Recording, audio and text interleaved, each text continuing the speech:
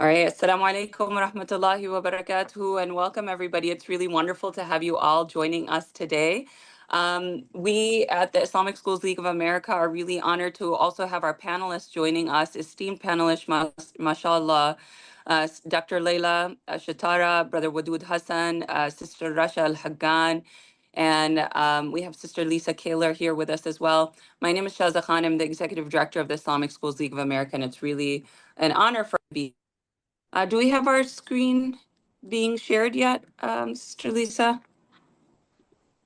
So I want to jump right into things. The way that we're going to have this session on starting a new school formatted is such that we'll have each of our panelists talk for about 10 to 15 minutes about a specific topic that we thought would be beneficial for those of you who are considering starting a new school or might be in the process of year one or year two and just wondering, seeking out validation or have some questions.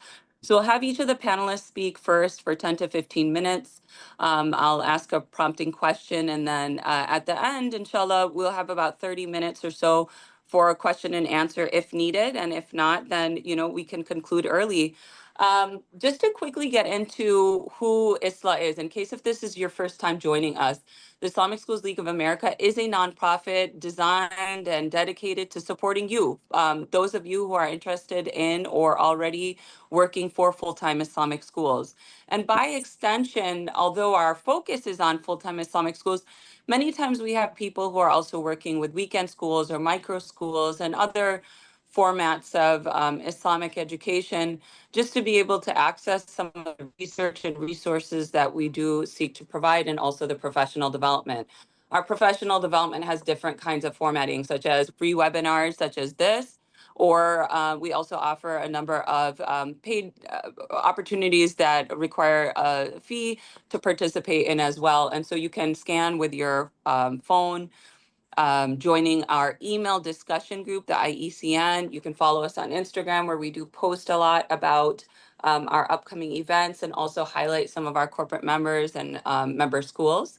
We have, based on our research, about 400 full-time Islamic schools in the United States that serve about 100,000 Muslim students, K through 12, and about 9,000 education professionals who are supporting those schools. So it's really a growing field. And one of the things that we've noticed is that we're increasingly being emailed and requested to share information and support for those of you who are seeking to start a new Islamic school. So the demand for Islamic education, although mashallah, the number has really increased over the past, 20 years since we've been around, it's just proliferating more and more as for a number of reasons, some of which include expanding Islamophobia and xenophobia, as well as certain agendas that are being pushed hard in our public schools, whether it's neoconservative, neoliberal agendas or otherwise that just don't seem to be fitting with the values and practices that we would like to inculcate in our own children. So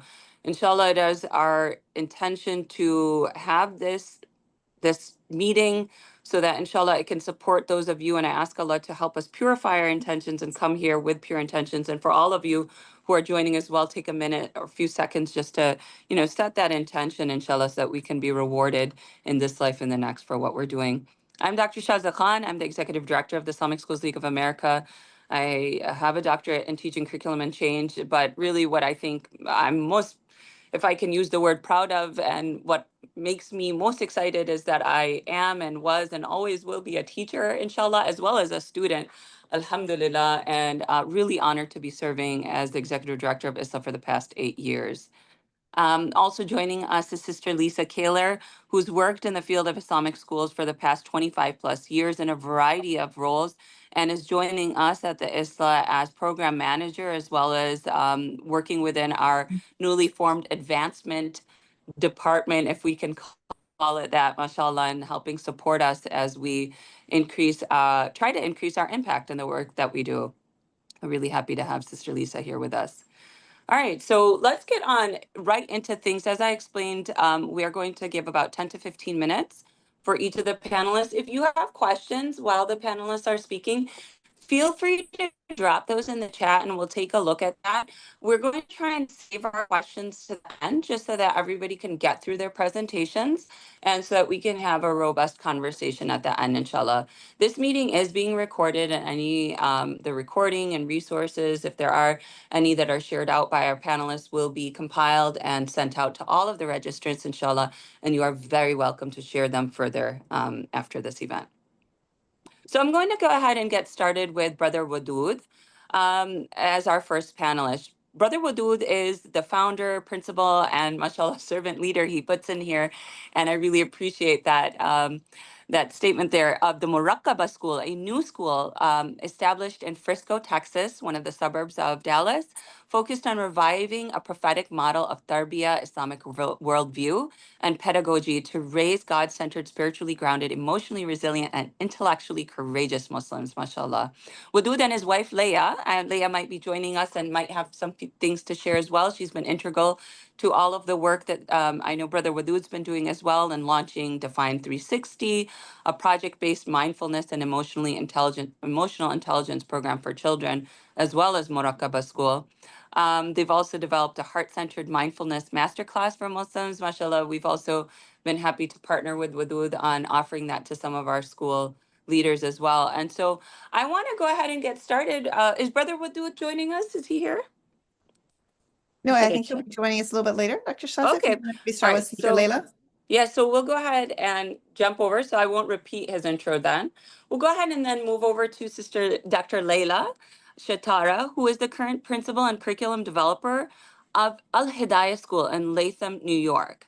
She's a board member of the Global Association of Islamic Schools, or a founding steering committee member of this newly formed, about 2 or 3 years old now, 3 or 4 years actually old, Global Association of Islamic Schools, but her roots lie very long and deep here in the United States as well, being a former president of CISNA, the Council for Islamic Schools based in North America. She holds a PhD in educational leadership and research methodology, and she has extensive experience in school systemization, instructional coaching, and curriculum development. So, mashallah, Dr. Layla has a much longer bio, as do all of our panelists, but I want to ask you, Dr. Layla, to get us started with this conversation by talking a little bit about governance and setting up your board for success.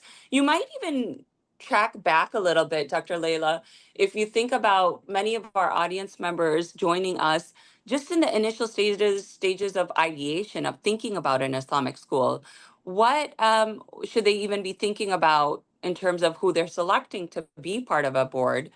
And how do they get set up? Maybe they're board members joining us. How do they ensure that the rest of their team is set up to be successful board members? And also speak a little bit to that principal who's also hoping to have maybe have to manage up as well. So Dr. Leila, I invite you to, take 10 to 15 minutes to speak about this and maybe some related topics as well that come up through this conversation. All right. And Sister Lisa, go ahead. Right. Assalamu alaikum wa rahmatullahi wa barakatuh. Bismillah ar-Rahman ar-Rahim. Alhamdulillahi Rabbil Alameen. As-salatu was-salamu ala Sayyidina Muhammad wa alihi wa sahbihi ajma'in. Rabbi shrah li sadri wa yassir li amri wa hlul 'uqdatan min lisani yafqahu qawli. Thank you, Dr. Shaza, for that introduction and for the invite. I got really excited when I saw these people joining. I'm one of those people who loves to be around other educators, even if it's in Zoom. We can start talking about, as Dr. Shaza said, what's when you're starting a school, are you a founding principal? Are you a founding board member?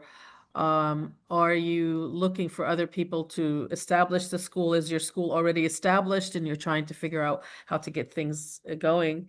We may be in all different phases of starting a school, right? One of the things that I'm going to talk about is the key principles of Islamic school governance and what the board of an Islamic school should look like.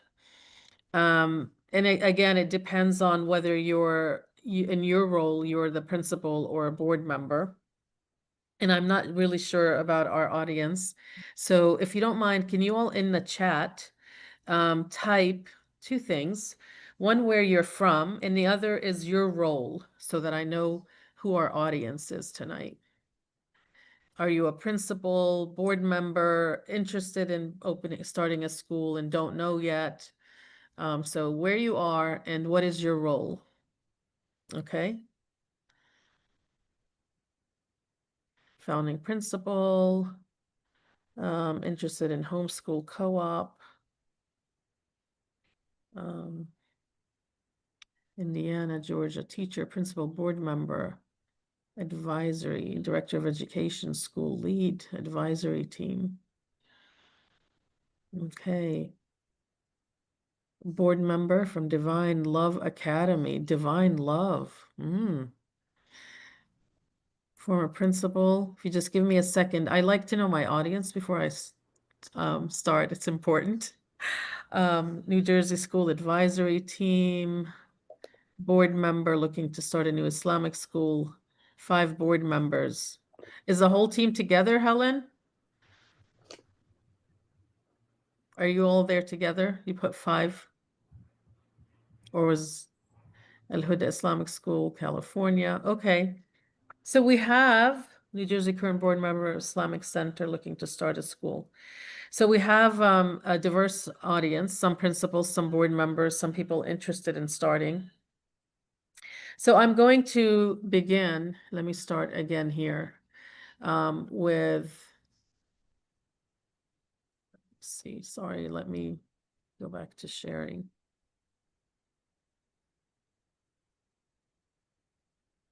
Okay, Bismillah, can you see my screen? Can you see my screen? Yes, we can. We can. Okay. Thank you. All right, Bismillah. So one of the first things that we need to do is actually make sure that we're clear on our purpose and our identity, right? Before anything else. Why do we exist as a school, or why are we establishing a school? And some of the questions that we should ask ourselves is, sometimes we're opening schools where there are other schools nearby. Sometimes we're opening schools where there are no schools within, hours and hours.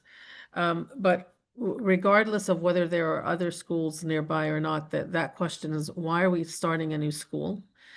Sometimes it's because there's a need, and even if there are schools in the area, they're not fulfilling the need, or there's just an abundance of students, or their mission and vision are different, and what you are starting is something new or different from what already exists.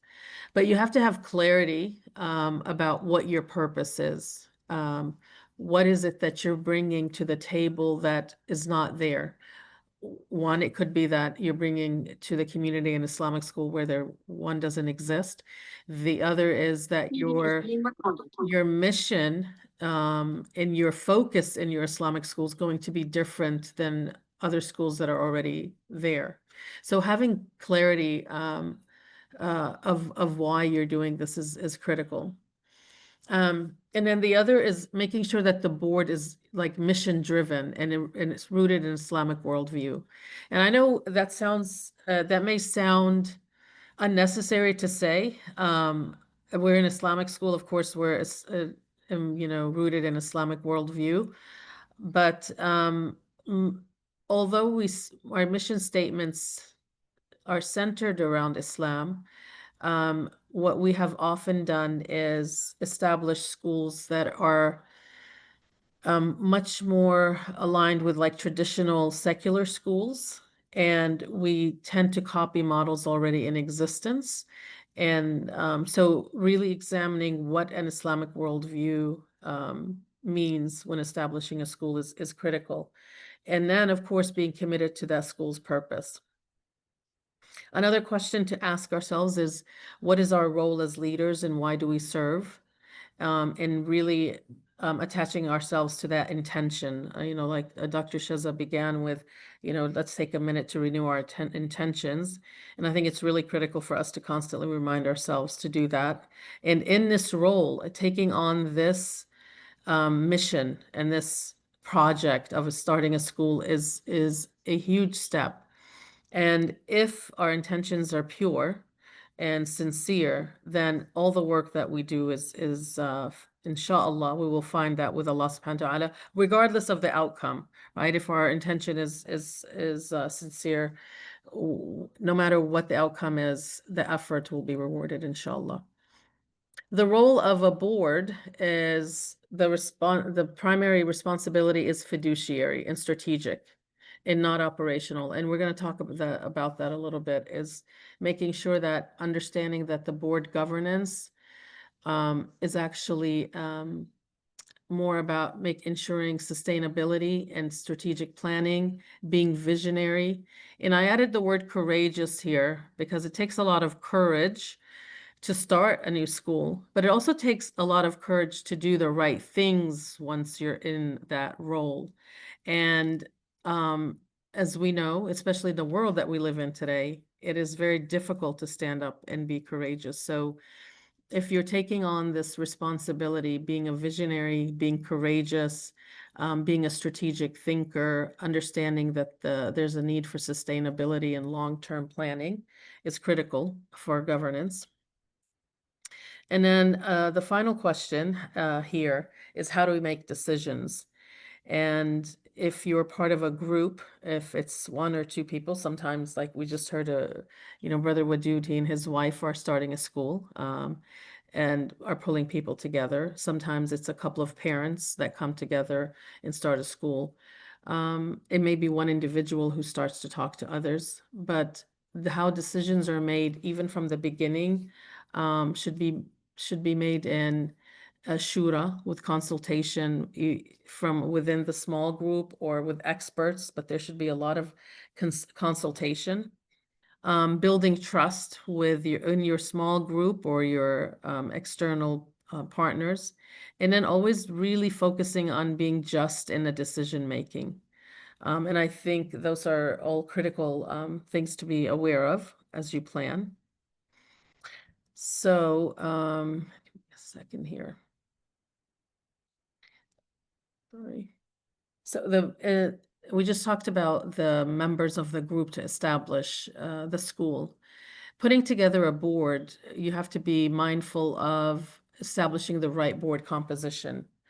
And again, depending on how you started, when you start to actually put together the group that's going to make decisions about the school, the members should be diverse. You don't want everyone who's from the same field or has the same ideology, the same perspective, because your decisions will not give you a clear, full picture. So you need people from different skill sets, from different areas of expertise, even different perspectives and experiences, because the more diversity that you have, the more successful you'll find yourself being, because you're bringing in all of that richness of experiences.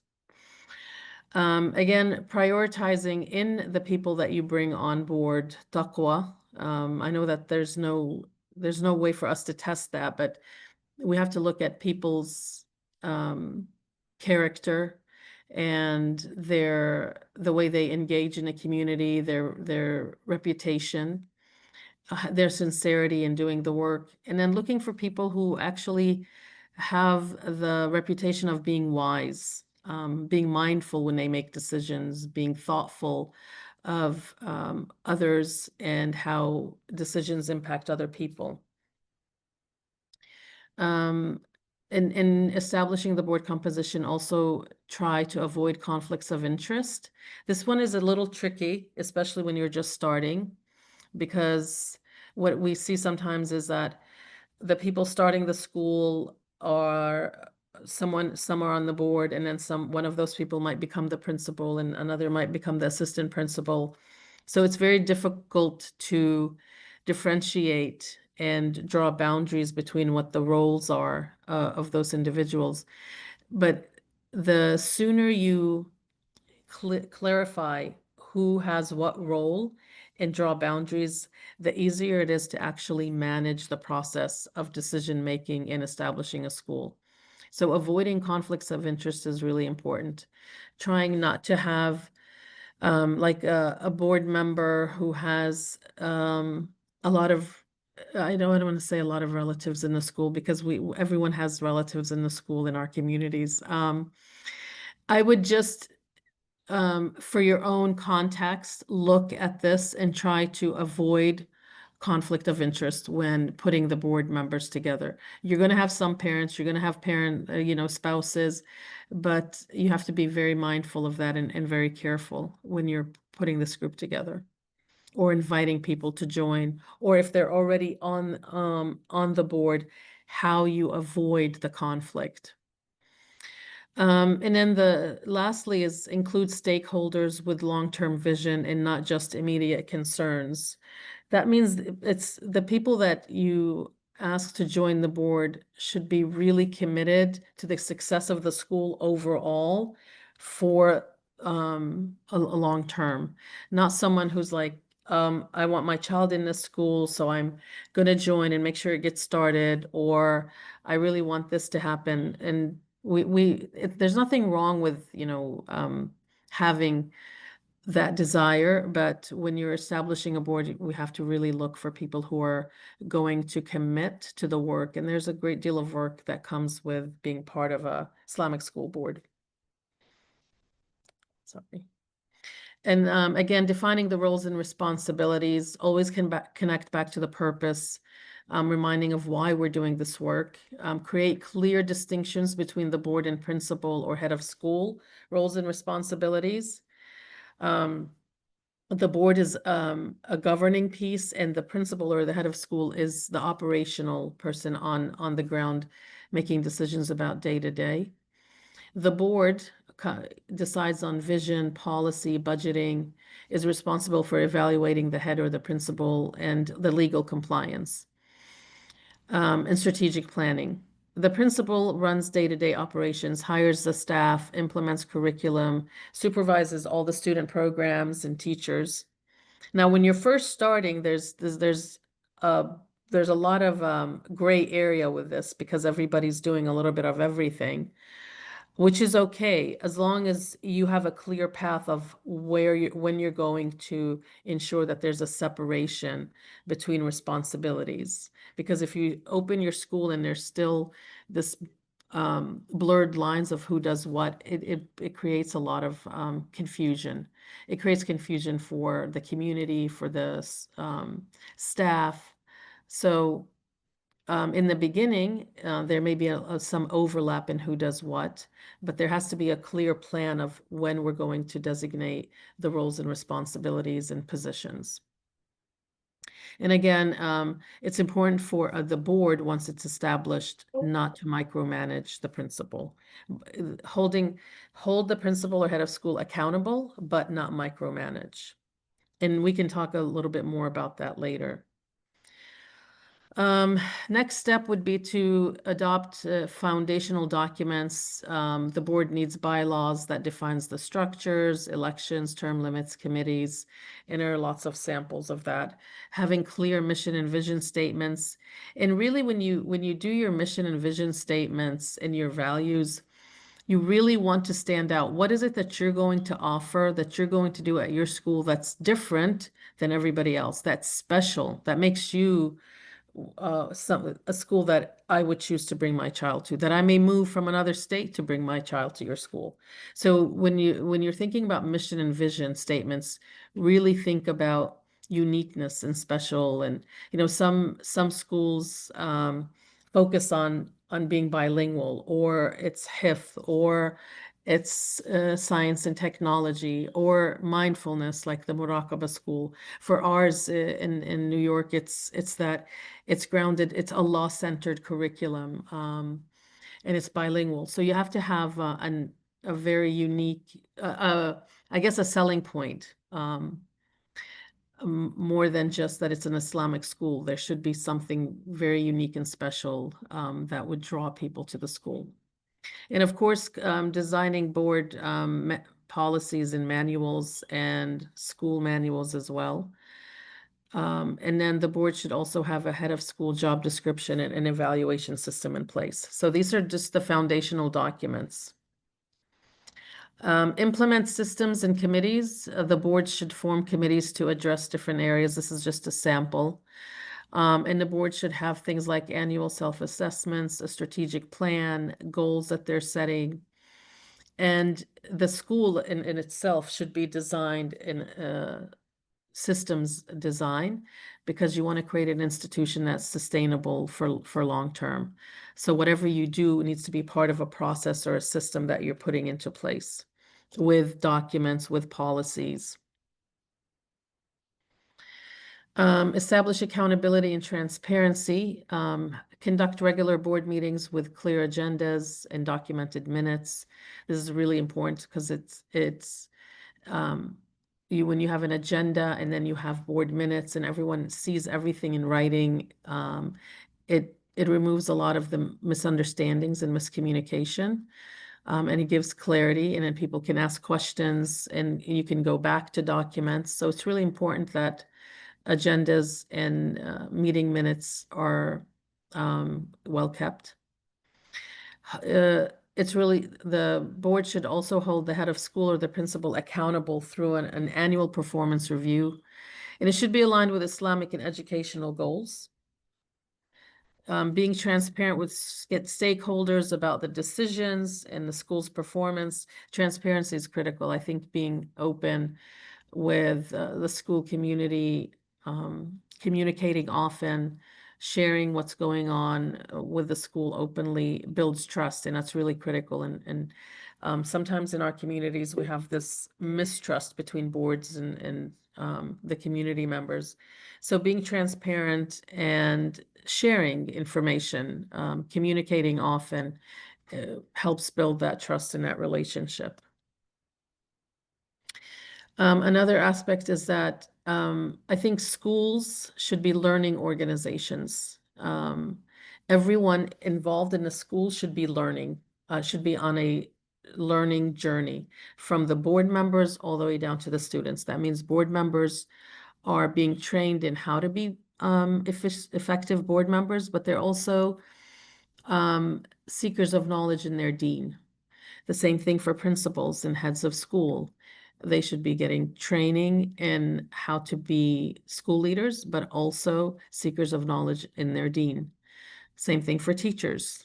So we do that for our students. We open Islamic schools and we're teaching our children about their deen, and they're taking all these classes and they're memorizing Quran, and we have all these expectations of them.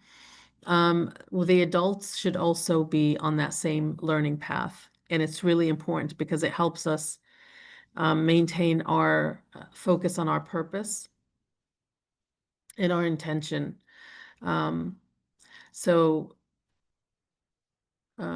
Again, a school should be a learning organization where everyone is in a constant mode of learning. And I think that just, if we're going to live by example, that's one of the areas we'd have to really focus on. Providing Islamic lens governance workshops like Shura, ethics, prophetic leadership is really important. New board members, once they're added, should always go through a formal orientation.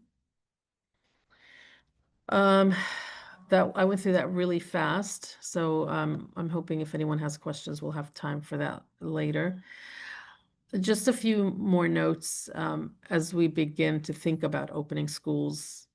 Grounding the school in Tawheed and purposeful identity. I know this may seem redundant, but we live in a world where values shape everything around us. And when we're establishing our schools, we really need to ask ourselves, what are our values? More than just saying it's founded in the Quran and Sunnah. And La ilaha illallah Muhammad Rasulullah. Of course, that's the anchor. But what does that look like in our curriculum? What does that look like in our actions? What does that look like in our policies? How does our commitment to our Islam, to our deen, look like in every part of our schooling? Are we going to focus on making sure that our students score the highest once they graduate. They have the highest standardized test scores. They have the Quran memorized. They get really good jobs. Or are we looking for graduates who will defend their friend if they see them bullied, will stand up for justice in an unjust world? So our values and what are we assessing and what are we looking for? Not that being a Hafid is not important, not that academic success and having high test scores is not important. All of it is important, but sometimes we may shift one way or the other, and we need to really find a balance. So really looking at the anchor of Tawheed and what does that really mean for every part of our schooling. Again, a clear Islamic mission gives direction amid cultural confusion and moral relativism. We have for many decades just when we established our schools kind of replicated the secular model, the traditional model, and we really, alhamdulillah, there's been a shift in the past decade to really make sure that we're founding in our schools in the Islamic worldview. And I think this is if there's a time to really open schools, this is the best time to do it because we have so many experts in the field. We have really shifted away from the traditional models and really are trying to build our own Islamic schools based on and founded in our own values and principles. And then this is just my question is, are our decisions as governance, board members, school leaders, teachers, preparing students to be khulafa al-ard, who uphold truth and justice?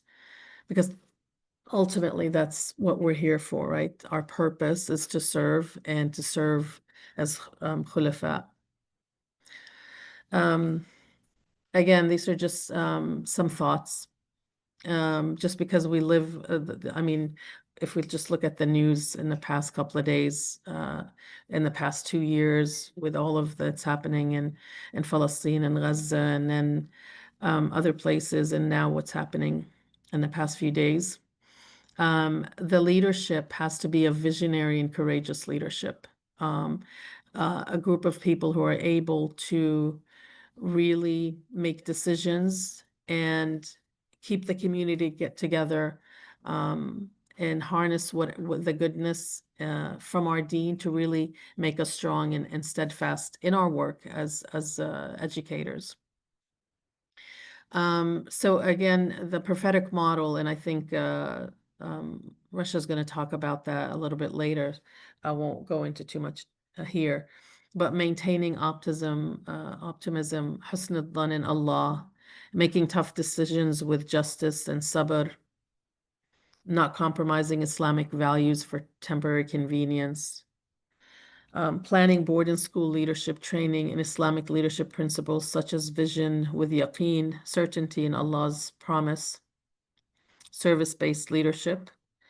Being in a leadership position is not about power, it's about service. Accountability to Allah subhanahu wa ta'ala before accountability to stakeholders. And I think that's really important for all of us. I try to keep that in mind, and that's difficult sometimes. But knowing that our ultimate responsibility is to serve Allah subhanahu wa ta'ala.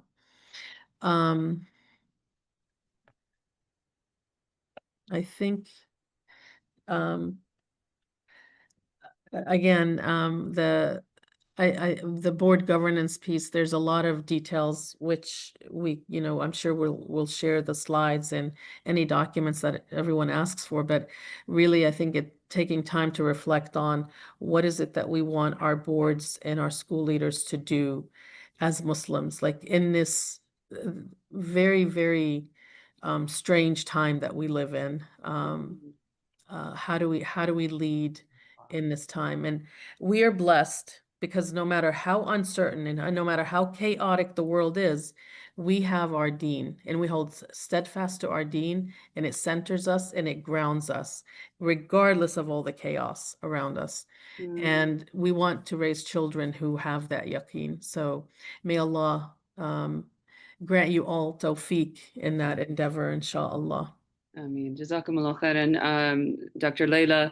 And we have a number of questions that have come up in the chat, which we will be, inshallah, addressing. And that's why we're just asking our presenters, mashallah, they have so much experience. I mean, in addition to Dr. Layla working on this newly established school, she's led one of the largest Islamic schools in the United States, actually a couple of the really big ones. So she knows a lot about scaling as well. I do see some names here of individuals who are already with or have been with Islamic schools and might be thinking about scaling as well. So there's a lot to discuss, inshallah.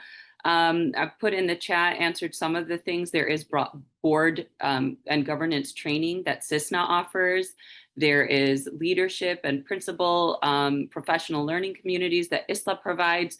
So there are at least these two major organizations, ISLA, Islamic Schools League of America, for which I serve as the executive director, and CISNA, the Council for Islamic Schools based in North America, that offer a number of different resources and support systems and trainings for our Islamic schools. So please do, stay connected. And now that you've signed up for this, inshallah, we will be keeping you up to date with some of those upcoming events, and we'll share more about that at the end. But Dr. Layla, really, I echo what Rasha said here in the chat, that was an excellent start to our evening and panel.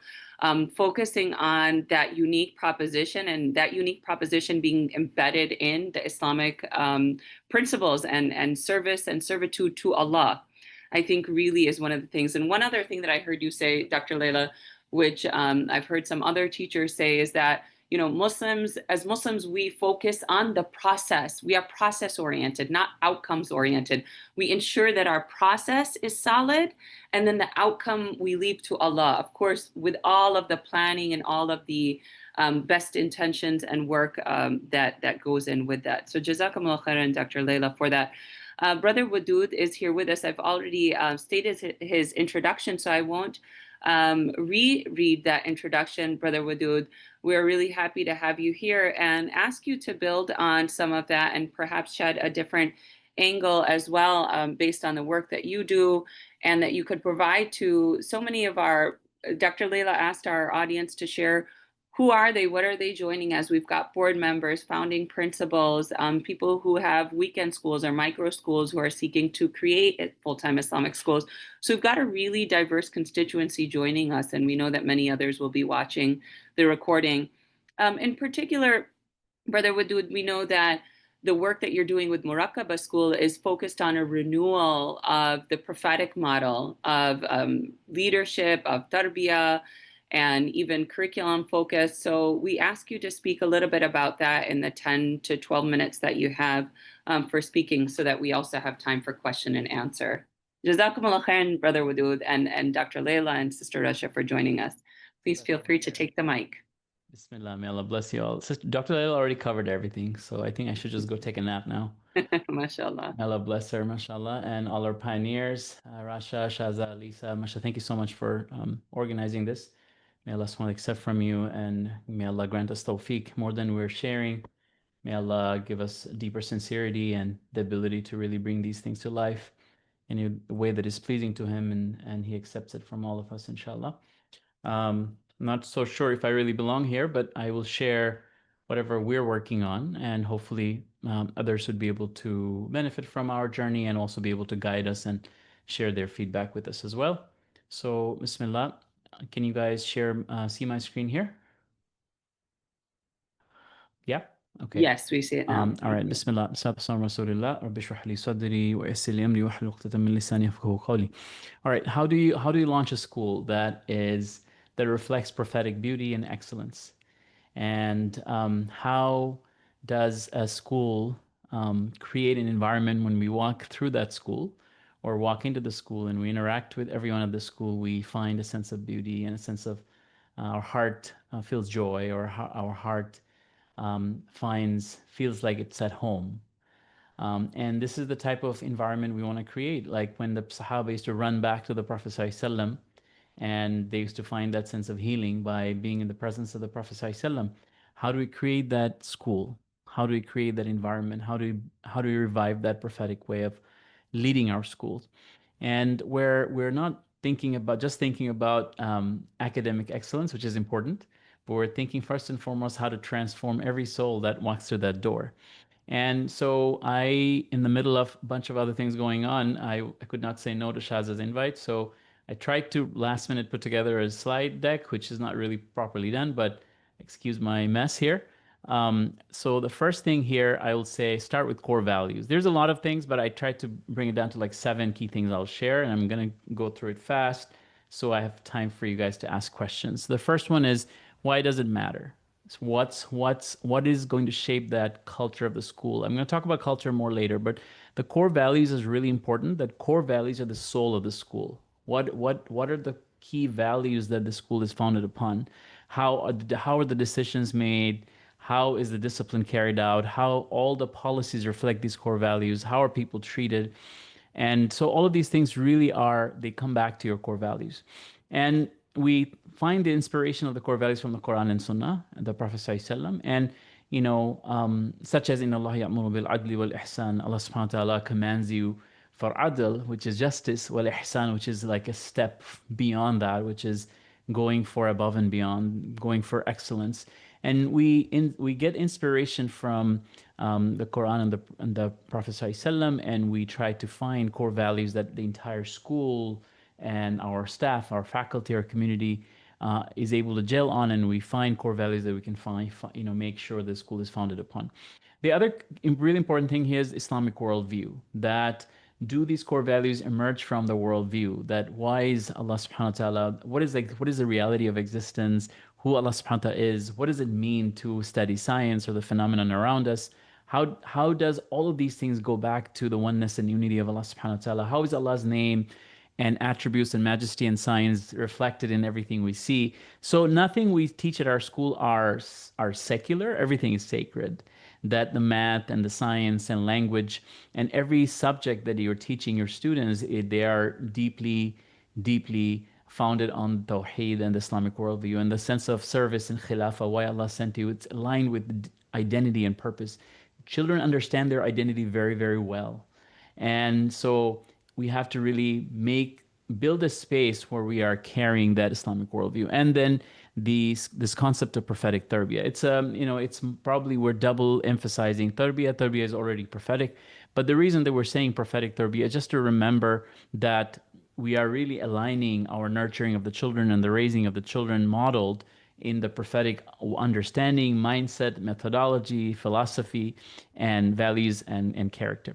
So that was the first really important thing. What are your core values? Find your core values, do a workshop around your core values, get down to your core things that you're really going to be focusing at your school, and how everything they will do at your school, every decision that will be made are through those core values. Number 2 is build a leadership team with prophetic vision and ontology. So ontology is this understanding of existence and reality around us. That how do you understand reality? How do you understand the existence of Allah subhanahu wa ta'ala, existence of why things are in the way that they are? And it gives us that deeper fuel of who we are as Muslims. What do we see beyond what is apparent? And how do we develop ourselves as spiritually intelligent leaders? Our spiritual intelligence comes from this divine guidance that goes beyond what's apparent in front of us. And our leadership team really needs to have that deeper understanding and those vision.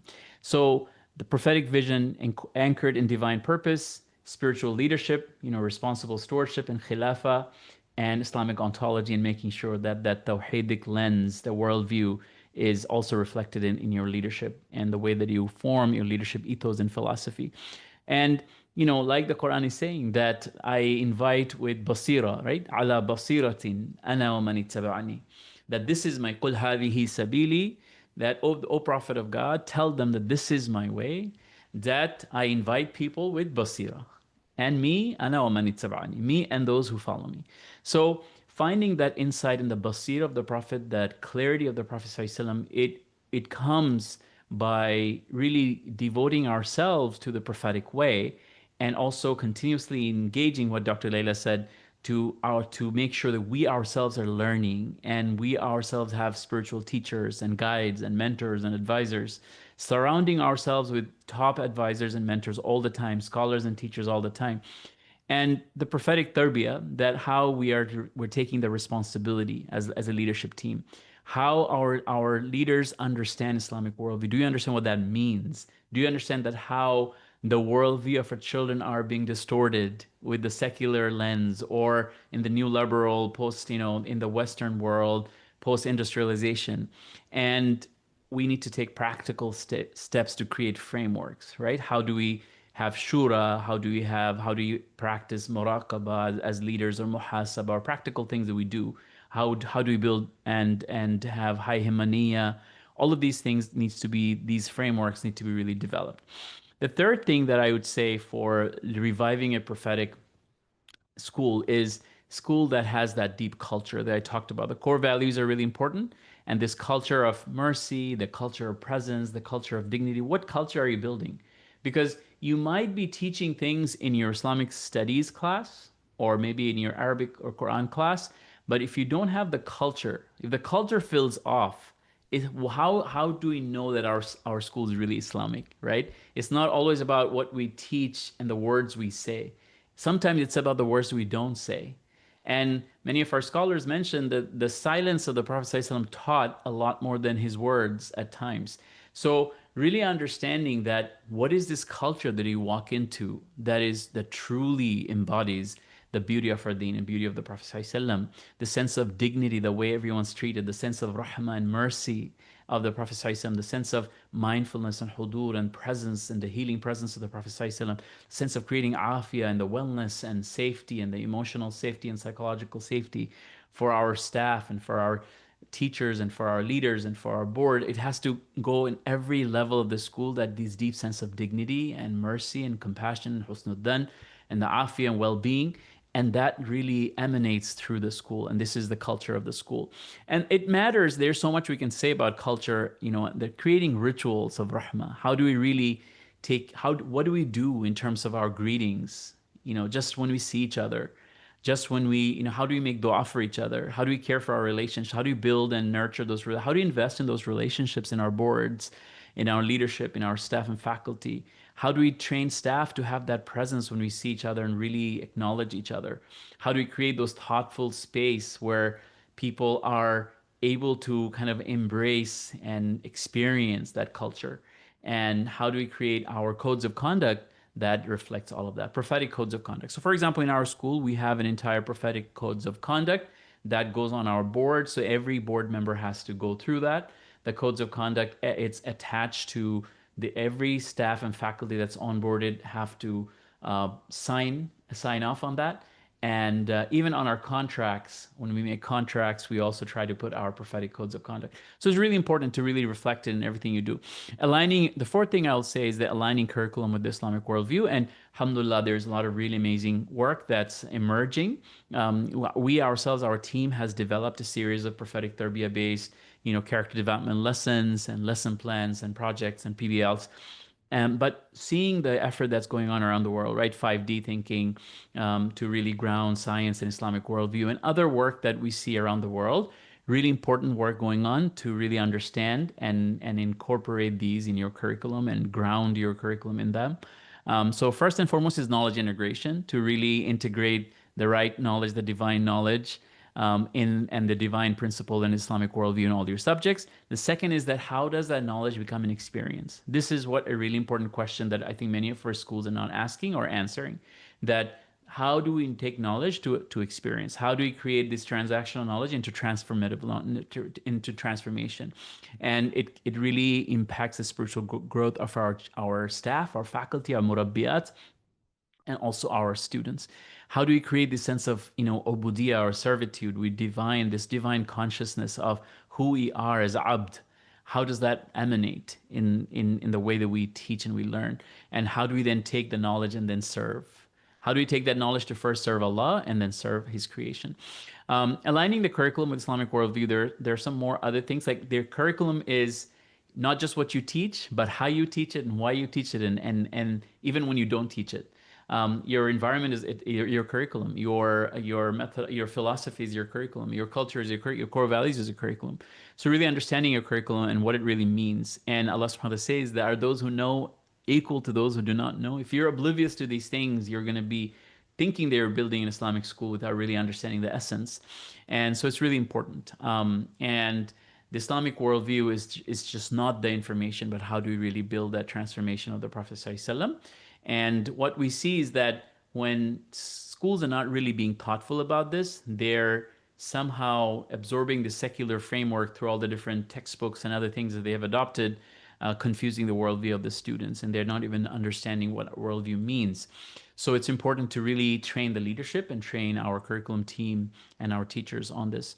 Hire a curriculum integration team that's familiar with the Islamic worldview principles and embed the Tawhidi goals, the Quran connections, the moral inquiry, the prophetic tarbiyah into every subject. Make sure that prophetic values are integrated in your lessons and spiritual reflections, implementing spiritual reflections and that experiential knowledge also in your lesson plans.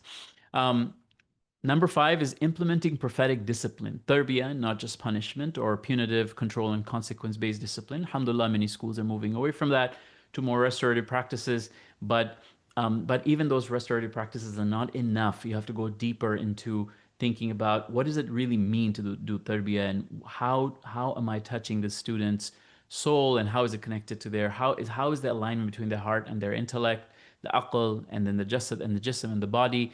So making sure that the entire holistic connection is happening through the tarbiyah process. It's relationship based. It's building that deep trust before correction or before guidance. That heart-based practices, you have actual tools that you're training students on, practices you're guiding them on, that it focuses on internal transformation over external control, and it restores. It's just healing that harm, and not just controlling, and healing that harm and rebuilding that community. Also, prophetic tarbiyah. What's important here is that there's so many stories, and I can go deeper into this, but I think the more important thing here is that through that prophetic presence, the relationship, his methodology, philosophy, transforming our students.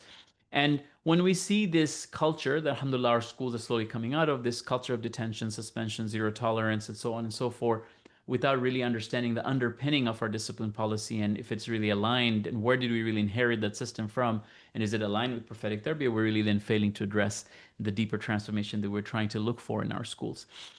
Develop a tarbiyah-based discipline manual grounded in Islamic ethics. Train your staff in conflict resolution through dialogue and dua and restorative circles. Appoint a murabbi or a spiritual mentor role for student emotional support. Appoint a murabbi or even ustad or a spiritual guide for your faculty and staff and your leadership as well. Replace your suspension systems with community service, mentorship, reflection protocols. The sixth, really important thing here, I'm almost done, 6th and 7th, train teachers as murabbiyat. First and foremost, spiritual mentorship, that teachers need to really have that spiritual mentorship. They need to go to spiritual retreats. They need to really make sure that they're investing in themselves so that they are actually embodying what they're teaching, and that we are really well versed in the science of the nafs. If we want to develop a human being, and that beautiful human being, and the purpose of knowledge to develop the highest potential of the human that Allah created, then we really have to understand that what is that human's self made of? What are the different planes and domains of the self? And when we're making an action or a word or an attitude or a thought or anything that's coming out of ourselves, where is it coming from, and which plane of the self it's coming from? Is it from the lower self or the middle or the reproaching or the accountable self or the higher self? And we really need to understand the science of the self. If we really want to transform the children, we need to understand that as murabbiyat. And then we need to make sure that we are continuously engaging in our own tarbiyah, and then also reflecting that to taking students as amana, and as this beautiful gift that Allah subhanahu wa ta'ala has given us. So designing those year-round tarbiyah training program for our educators, including guided meditation contemplations, reflective journaling, tafsir, seerah study, character building exercises, incorporating mentorship models among teachers for spiritual growth. Really important to pair them up and also have mentors for everyone. Create prophetic teaching rubrics for self-evaluation and feedback. Number 7 is measure what matters. And this is something that 5D thinking is, and our teachers are also getting training on 5D. All our teachers are going to be trained on 5D, but also we're getting all the teachers slowly moving towards train the trainer. So we learn from all the top models that are out there right now, the research that's emerging.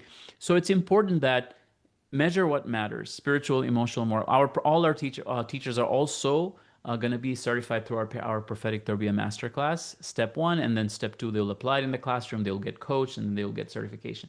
So both in Islamic worldview and prophetic tarbiyah, all our teachers are going to be, it's a mandatory training onboarding for everyone. really important that we think about how do we measure these things and have a conversation and figure out a way that works. It doesn't have to be really, you don't have to do it in a way that you include in the report cards, or you can do slowly, one step at a time, at least some way to understand, even if it's just a qualitative way to reflect on the child's progress, and the reflection is happening both from parents at home and teachers at school. It's important to see how do we measure, or how do we keep track of spiritual growth? What are the mastery, what are the key indicators of mastery of spiritual growth in different levels, different grade levels, different age levels? The character development, the emotional intelligence, the academic excellence, social responsibility. I'll have to Time's ask up? you. Yeah, no, just one. Okay. Yeah, if you don't mind, just Yeah. Stop here. I've got a lot of questions here in the Q&A and want to make sure that we get those too, including related to what you're speaking about. Perfect. Should I stop in my last slide here? That the Yeah. final reflection is that how do we create a sacred space, launch a school aligned with prophetic beauty and excellence? Is not about building. It's where every child is seen as an amana. Prophetic core values. Every policy must echo divine guidance, prophetic worldview, principles, methodologies. It's heart-centered. Every interaction should bring hearts closer to Allah subhanahu wa ta'ala. May Allah grant us tawfiq. Jazakumullah khair, everyone. Thank you. So much, Brother Wadud. Really appreciate the thoughtfulness around that. And I really think that one of the things that I took away from this is that part about not just what you are doing, but what you're also not doing also impacts the way in which the school is functioning. So if you're not including some of those aspects of the prophetic principles or Islamic principles in your contracts and other aspects, that it's going to be overlooked and you're going to have some of those issues. And it might happen anyways. So these are just steps that we take to try and establish the most successful models that we can based on an Islamic worldview and prophetic principles. Jazakumullah khairan. We have a lot of questions and we still have one more panelist. We do have a hard stop at 30 minutes after the hour. And so I'm really excited to hear from Sister Rasha on some of I've gotten a couple of messages about, some of the funding aspects and some of these maybe call it the nitty gritty, the nuts and bolts. And so I'm just looking for, at least if you have the slide deck up to share. Shazza, why don't you not worry about that and maybe just copy paste my bio in the chat? So at least we could get the slides going. Okay, don't worry about that, inshallah. Okay, Rasha, I've got it up for me to speak to, Rasha. So Rasha Al-Haggan is the CEO of Tarbiyah Academy, mashallah, just rejoining an IB K-8 Islamic school in Maryland, where she previously served as a founding head. With experience in independent public and international schools, she brings expertise in governance, leadership, and curriculum design. Rasha is also a board member of ISLA, where she coaches Islamic school leaders to lead with emotional intelligence of the Prophet sallallahu alaihi wasallam. She's pursuing her doctorate at UPenn, focused on a practitioner's framework for prophetic leadership. Rasha is also certified in concept and inquiry-based integrated curriculum design. Jazakumullah khairan, Rasha, and thank you so much for joining us. Yeah, no problem. I'm so glad that Wadud and Layla went first, because they really kind of set the tone for how you're supposed to start your Islamic school within an Islamic worldview mindset, and really talking about the ethos and the culture of a school. So I'm really talking about nitty gritty, kind of like the mechanics and the logistics of starting an Islamic school, basically around research, budgeting, and branding. So I will try to keep it short so that we can have some time to answer some questions. So I will say, just like what Layla and Wadud talked about, vision drives everything that you do. And this is something that I've discovered, that a lot of people, when they start with vision, they don't think it's important. But those of us who've started a school, we know that vision is absolutely, absolutely critical, as Layla and Wadud spoke about. So some things you need to think about is, what kind of Islamic school are you building? Who is it for? What kind of graduate are you hoping to shape? And then you want to let your vision guide your decision on location, on programming, on tuition, and on budget. And I'll tell you how that could happen. I'll tell you a very simple, I'll add a little bit of a story, in that I am currently going back to a Tarbiyah Academy. I was the founding head, and it's been 10 years actually since this school has started. And I was not the person that came up with this idea. I was just the first founding head. And so there were a bunch of parents who actually started the idea of the school. And they were very frustrated with the options that we currently have. I'm in Maryland, the DMV area, and specifically in Maryland, there were 2 Islamic schools that are great schools. But thinking of the generation that these parents came up with, often you would hear parents say, we know that when we put our kids in Islamic schools, we're getting the Islamic environment, but we're really sacrificing the learning and academics. And so this was something that these original founders were like, well, we don't want that. We want a school that can actually do both really, really well. So that drove them to kind of research what does that look like? And in their research, they decided, for example, again, you have to think we are in the DMV area, so that's near DC. This is going to work for our area. It may not work for your area. So you really need to make sure you understand your area well. For us, the IB program was that perfect solution. Again, this was 10 years ago. Because it's known for its integration model. It's also prestigious. And as a new school, they knew that that prestige or that reputation would help build trust, especially since the last time a new Islamic school in our area was developed was like 15 or 20 years before that. And so it was really important. This was something that in our context made sense. So that was how kind of they were just thinking about, like, what is our vision? What are we looking to do? They also did, the first thing you really want to do, and you really shouldn't be skipping this step, is knowing who your community is. Know your community first. Who is your audience? You got to research them. You're going to conduct surveys, interest forms, coffee chats. You're going to gather data, income levels, educational expectations, number of school-age kids. You can get all of this information in your local. There's an association called the National Association of Independent Schools. They have a local survey or local data that you can plug into. I know ISLA also on their website has a lot of information through the ISLA Islamic School database that you can kind of get a sense of what Islamic schools are in your area, the number of school-age kids, etc. And then you want to identify the gaps that families experience in their current school options. So, one of the things, I'll give you an example of another school that reached out to me a few years ago, and they wanted to create a new school in our area. And based on their market research and their vision, they realized that their value proposition was in providing a school that focused on one-on-one attention for students with mild learning differences. And they really wanted to focus on this idea of sustainability within nature. This was a major need in our area because most Islamic schools, as you know, don't accept students with learning differences, or they try not to because they say we don't have those resources. So that was a market that they wanted to really fulfill. The founder of the school was someone who also spent hours outdoors with her children in gardens and in hiking. And so she wanted to bring that to other families. And so she did that market research and decided that this was going to be the niche she was going to fulfill. The next thing you want to really think about is doing a demographic and market analysis even more. And so in kind of asking who is your audience, you want to do what's called a generational research.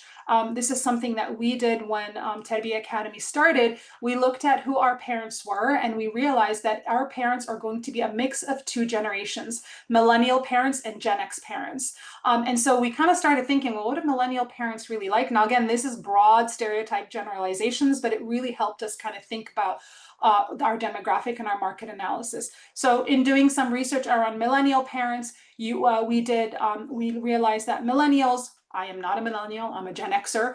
So it was something for me to kind of learn about. They embraced conscious parenting style. They seek a ton of advice. They're incredibly active on social media. Branding is incredibly important to them. Versus us Gen Xers, we're like, go out there and be resilient, self-reliant, do-it-yourself attitude, focus on the practical skills, skeptical of authority figures. Knowing who your audience is really, really important. And I'll tell you how that kind of fed into kind of our market analysis. And so we looked at, in kind of thinking about, well, millennial parents we saw in our data were actually not opting for Islamic school solutions in our area. So how can we attract that audience to our school? We again looked at our nearby schools and looked at their tuition, their programs, their reputation. And I'll share with you a little bit of a case study on how to set tuition. Again, this worked for our school, and it's something that you might want to think about for your school. So the case study is that, oops, I keep going a little further ahead. So when again Tarbiyah started, the average tuition of Islamic schools in our area was $5,000 to $6,000. And I remember this was 10 years ago. We were starting our tuition at $9,000, right? $3,000 above the highest Islamic school in the area. Our current tuition for our school is around $12,000. And I realized that that is higher than other schools. But our research showed that we needed this money.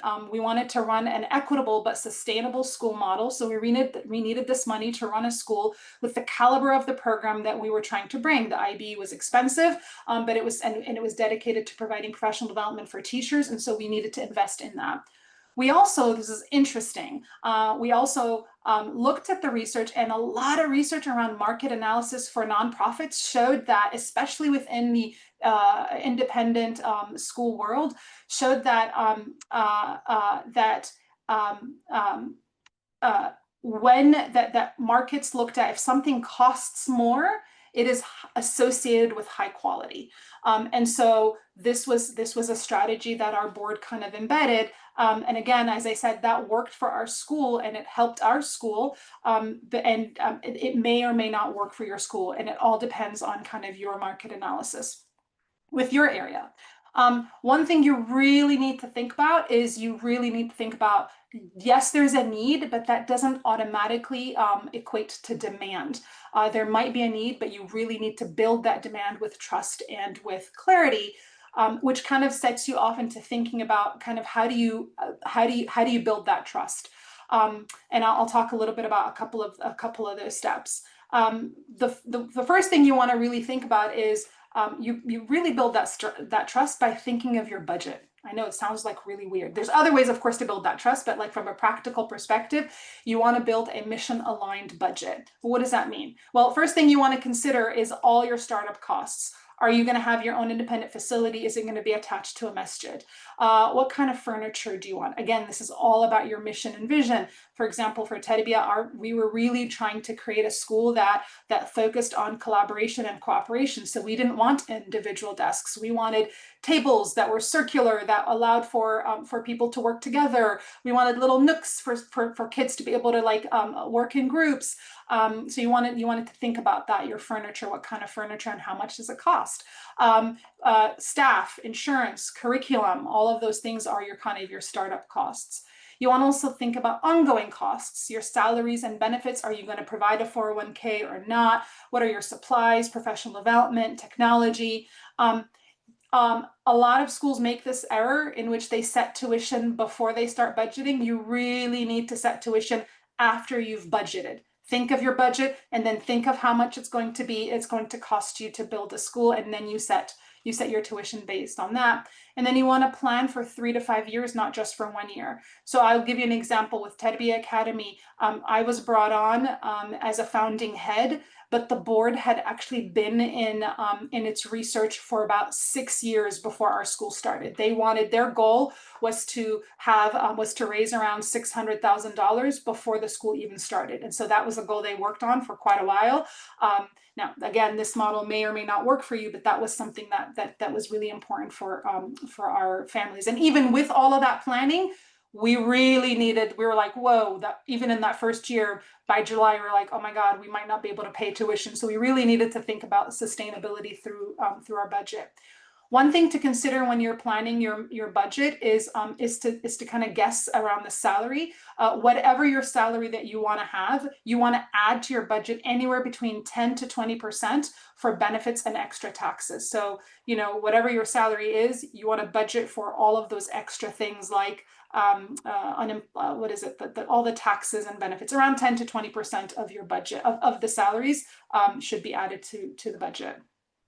And another thing you really want to think about is in hiring your school leader, you want to prioritize hiring a qualified head, and you want to pay them accordingly. ISLA has a lot of really good research on its website related to salaries for teachers and for principals that could really help you guys think about what would go into doing something like that.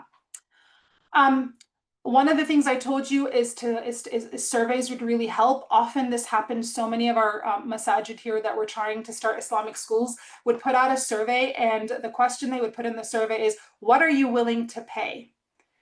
And that to me is not a good question. It will not give you the answers that you really think, because the people will always choose the lowest amount to pay. They'll say, well, I'm willing to pay this for this idea of a school X amount. It's always going to be lower than what they're going to actually pay. They also know that if they give you a higher number, you will place the value of the school at a higher place. So I would highly recommend, instead of saying what will people pay, you really want to think about, what does this vision cost, right? And that's really how you kind of set tuition. Muslims, we love a bargain, and so that question will not help you when you're setting tuition. When you do set tuition, you want to think of tuition equals mission plus market, right? And so you want to keep it equitable but sustainable. There are many different models for making your tuition equitable. You can use a sliding scale. You can have a financial aid part of your budget dedicated to financial aid. I know a school that used what's called a net tuition revenue model, meaning when they created their budget, they looked at their tuition, but they said, for every dollar of tuition we get, we're going to give 30 cents of that, or 32 cents of that in financial aid. And so they built their budget on 64 cents to every dollar, right? That's called the net tuition revenue. And that was part of their mission. They really wanted to make sure that they're accessible to families that couldn't afford something like this. One thing schools do this often, especially in their early years, is that they don't put their tuition on their website, and they say, email us here for tuition. I would highly recommend not to do that. You want to communicate what your tuition covers clearly, and you want to put it on your website, because otherwise people are like, why are they hiding their tuition? It doesn't start that trust building right from the beginning. So I would highly recommend just be really clear about what your tuition covers and make sure you put it on your website. When you're thinking of building your brand, you really want to make sure that you are telling your story through your brand, right? Branding isn't just a logo, it's your identity, right? And so when you think of Brother Wadud's school, Muraqaba, right? That means something, that says something, right? If you look at the way he's branded his school, you go on there and you could definitely get a sense of this idea of embedded in Islamic pedagogy and the prophetic model, right? That's branding. You want to craft a tagline, a vision statement that will set your tone, and you want to use community-centered marketing like masajids, WhatsApp groups, short videos, social media, etc., where you are highlighting both the Islamic identity and academic strength. I'm going to go really quickly. I'm going to skip a couple of things just so that we have some time to answer questions. But I really want to make sure that you understand that branding is super, super, super important for launching your school. Knowing me as when I was founding head, you pour everything into the school, and you can't, now that I'm like, 10 years later, I now know you can't really pour from an empty cup. And so you as a school leader, or if you're a board member that's starting a school, you want to take care of your spiritual and emotional well-being. You really want to seek mentorship and coaching. You want to join your local, national, and global associations. Join ISLA, join CISNA, join the National Association of Independent Schools. Here we have a local chapter called the Association of Independent Maryland Schools. Those were really, really helpful for us. I remember as a new head, I joined the CISNA Ed Forum, and I cannot tell you how incredibly invaluable that was for me, to be able to meet and spend the pre-workshop with school leaders. That's actually how I met Sister Layla and other people who had a lot of experience. It really, really helped me. And one other thing, if you take nothing out of this presentation, I really want you to think about, do not underestimate the power of dua. Do not underestimate the power of dua. I have on speed dial in my head the dua to alleviate anxiety. Allahumma inni a'udhu bika min al-hamm wal-hazan wal-'ajz wal-kasal wal-bukhl wal-jubn wa dala' ad-dayn wa ghalabat ar-rijal. I have that like this memorized. There's also the one about an taj'al al-Qur'an rabi'a qalbi, make the Quran a spring of my heart. I have that memorized. I say it before I go to bed. I say it in the morning. It's really, really important. The power of dua is what's actually going to get you through the really hard things. And this is an incredibly, incredibly hard project. And then finally, a final reflection I just want to share with you. Families follow people, not plans. So you gotta build trust early. They will follow the people and not the plan. You will only get one time to launch your project. So if you start sloppy, we finally feel like, oh, we're gonna start a school in September. I have had schools that called me in May saying, hey, we want to start a school September 2026. And I'm like, oh my Lord. No, there's no way you could start a school in September 2026 if you started in March. If you start sloppy, it'll take you years to fix people's impressions of your project. And so you want to make sure you take the time to start the right way.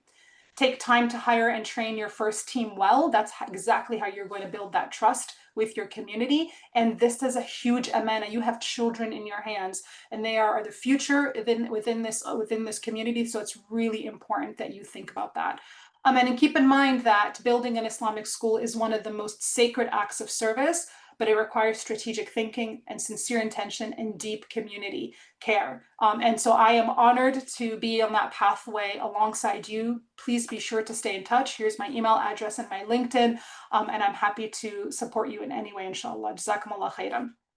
Jazakumullah khairan. Dr. Layla, Sister Rasha, Brother Wadud, really appreciate the wealth of knowledge and experience and expertise that you all are bringing.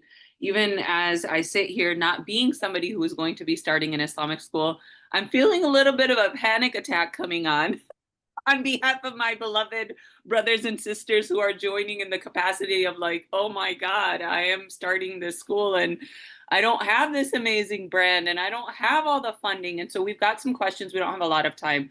So let me get right into it. I just wanted to say I feel you, brothers and sisters who are here joining us.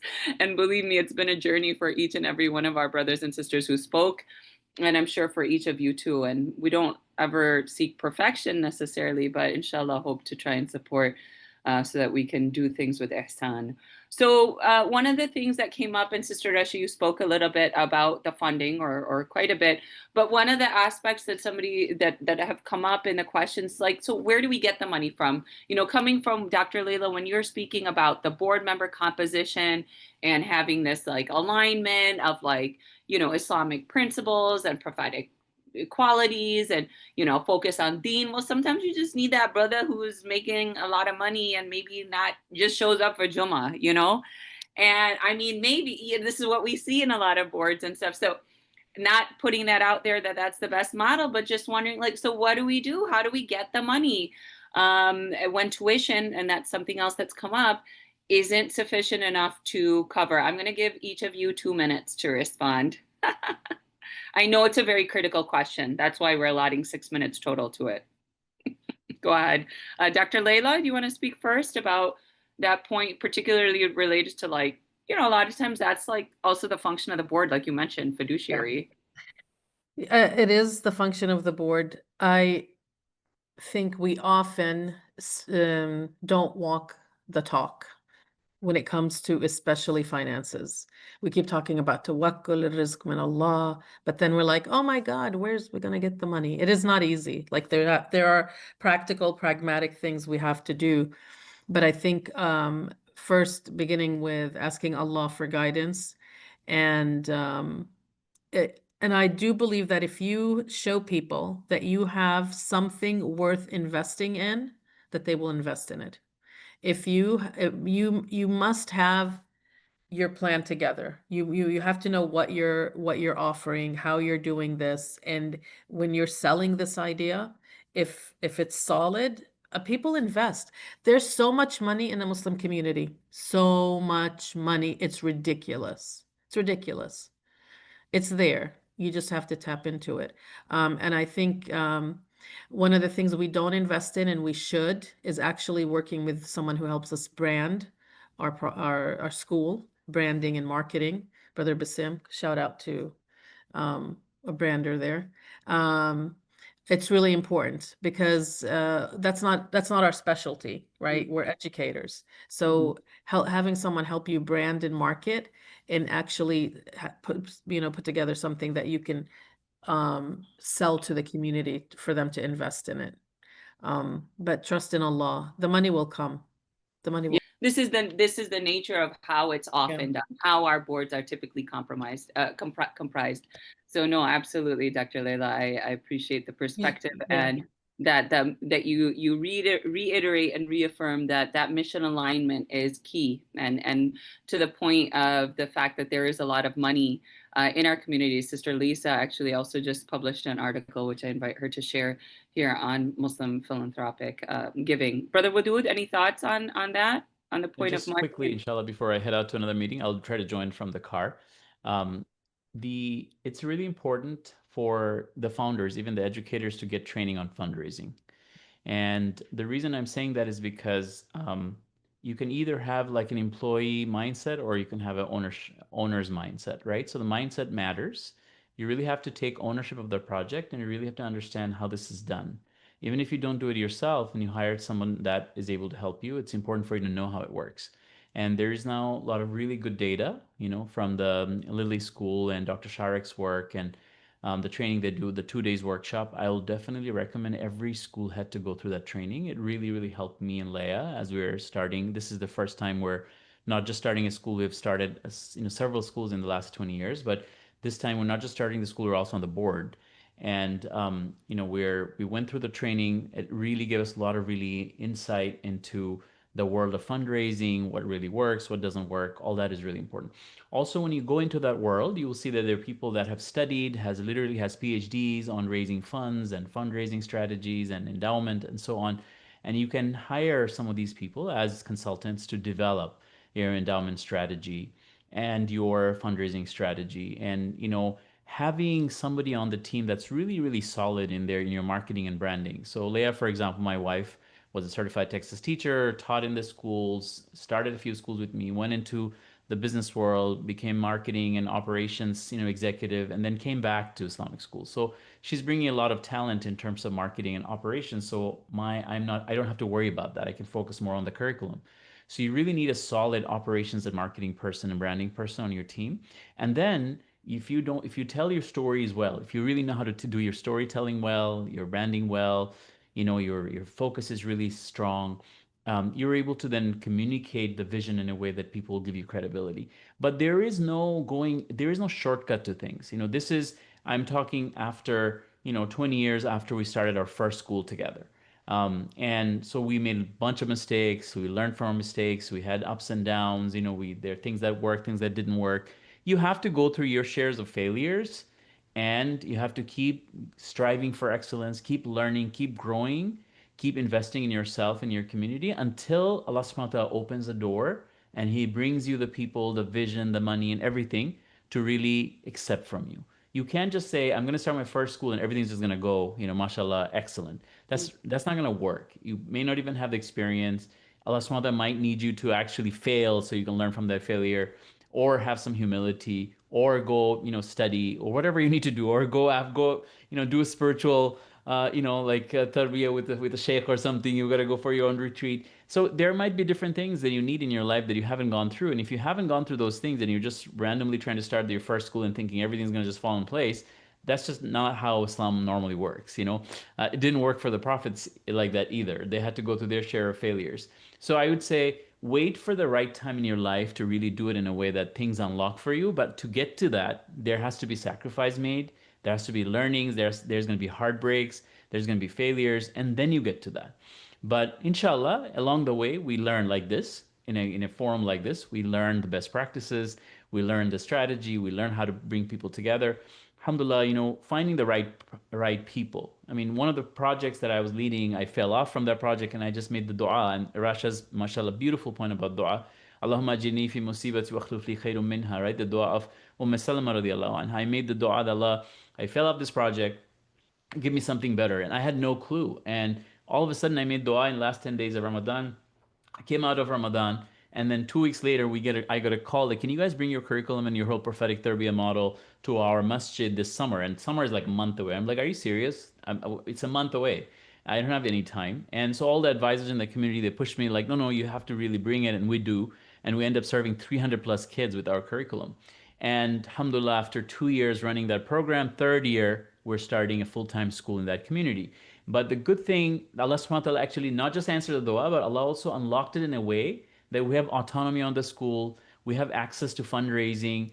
In two Jumas, we raise about $500,000.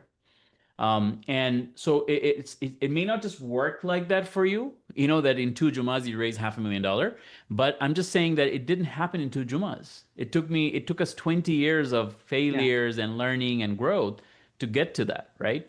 So yes, go for excellence, go for training, go for the right advisors and strategy and so on. But also know that there are sometimes you need to go through your own experience and your learning and growth to get to that. May Allah subhanahu grant you al tawfiq, inshallah. I hope that. I know, Brother Wadud, that you have to leave. Jazakumullah khairan for joining us. And we do have to conclude soon. We have barely touched the surface with the questions. Rasha, did you have anything that you wanted to share? You talked about, 6 years of the school founders working to get the funds, and then Brother Wadud having a juxtaposition of, his point being that you do spend a lot of time. It's not just the Juma event that brings in all of that money. It's a lot other stuff. Some people are asking, somebody asked about accreditation. I wondered, Dr. Leila, could you just speak very briefly about CISNA accreditation and maybe a couple of pointers about how to get started? When do you start that process? Okay. You can start in your first year if you have everything in place. We actually applied for our new school the first year, and we had our accreditation visit this year, which is our second year, and we just got our accreditation. Alhamdulillah. But CISNA, the Council of Islamic Schools in North America, is now able to give a full review, and you can get a dual accreditation with Cognia and CISNA, which is also recognized internationally. But they send in a team, and they can walk you through the process. If you have your systems in place, you can apply year 1 or year 2. And if anyone interested should go to the CISNA website and look at that and reach out to them. But it's there. We don't have enough time to talk about details. Yeah, no, exactly. Inshallah, feel free to check that out. Sister Lisa will be posting some links here in the chat. I realize that there is a lot more that people might have on their mind. I think that people have asked about when a board structure exists in nonprofit framework like a masjid. How does one go about integrating a new board focused? So now you're working with the school under their board governance. You're working with the masjid under their board governance. These are really important questions, Mariam. I'm going to see if maybe I can we can compile these questions and perhaps. Can I make a suggestion? Actually, somebody texted me privately and said, is there like a WhatsApp group on the ISLA community WhatsApp that we could have for the members that registered for this, that they could be on there, and we can actually maybe answer some of their questions there in an ongoing way. So I told them I would tell you about this. Yeah. That sounds great. That might be more interactive. Sure. So inshallah, we'll get to trying to answer these questions either in that format or via email or maybe via little video snippets. I want to honor the time, especially of our panelists who've been here for quite some time, and Sister Lisa, and of course all of you. Jazakumullah khairan, Dr. Leila and Sister Rasha, for this work and for joining us and sharing so much of what you know. I do want to just ask you please for a couple minutes just to share out some of the upcoming opportunities for you to benefit from at least the work that we're doing here at the ISLA. We've also shared some of the different opportunities that CISNA has. I don't believe that there's a registration currently open for the CISNA Ad Forum or their board training. So I'll share out right here what we're doing here at ISLA. We do have a Islamic school principal intensive starting in, it's just 2 days, 4 hours each day. There's going to be a break, of course, in between July 28th and 29th to help you get started with your school year. And so Sister Lisa will inshallah provide that link there in the chat. We've got $100 off coupon for you to use, discount code for you to use for those of us joining us here today. So inshallah, this is one training where you can really get some information on the nuts and bolts of things and some resources on it, as well as some of those what's sometimes referred to as soft skills or the emotional intelligence aspects of having courageous conversations, with parents, with staff members, setting up your team for an exciting mission-driven year, inshallah, and so many other aspects. So only so much you can cover in 2 days, but we hope to really highlight some of those things that would be beneficial to principals who are about to start off their school year. We have this professional development week. I believe it's the 3rd or 4th year that we're offering this. It's virtual. All of these things are virtual unless otherwise stated. August 4th through 8th. It's meant to support you in providing high quality professional development for your staff. And so you can purchase like a school access ticket that can allow 10 staff to participate. You can purchase more than one of them if you have more than 10 staff. And inshallah, this covers a lot of the really kind of critical topics that are needed at the beginning of the school year: classroom and behavior management, Islamic pedagogy, ethical use of AI, tech tools for teachers, and so on and so forth. So inshallah, you can find some more information. Lisa's posting those in the chat. We also have an opportunity for you to get, and for your staff to get, mental health first aid training in partnership with Claire Collective. The registration is just $50. There is pre-work that you have to do before the live sessions, which are, again, need to be attended both days, Tuesday and Thursday. And inshallah, that is something that can support you in being able to understand the mental health needs of our youth, which are becoming increasingly apparent, and something that we all need to be trained on how to understand and address in the best ways possible. And then this is our in-person leadership retreat. Inshallah, it's going to be December 5th through 7th at the Diyanet Center of America in Lanham, Maryland. We invite all of you to join us, inshallah. And I hope that, it's an opportunity for us to spend time together in, inshallah, sohbah salih, and really create those deep connections that can only be done in person, inshallah, as well as delve into some of these paradoxes of leadership, like how do you be confident and also humble, all embedded, inshallah, within an Islamic and prophetic worldview. One of the other things I want to share is that ISLA does have a partnership with Archangel Technology that provides a lot of your hardware and software resources, as well as service agreements for schools that might need help desk support and so on and so forth. So we do have that partnership too. I know I'm going through this really fast. This is the commercial break at the end. But inshallah, we'll send out all of these links, and you'll have an opportunity to take it in with some more detail when you are looking at your emails coming through. We do have a school members meeting. We invite all of you to become members of ISLA if you aren't already.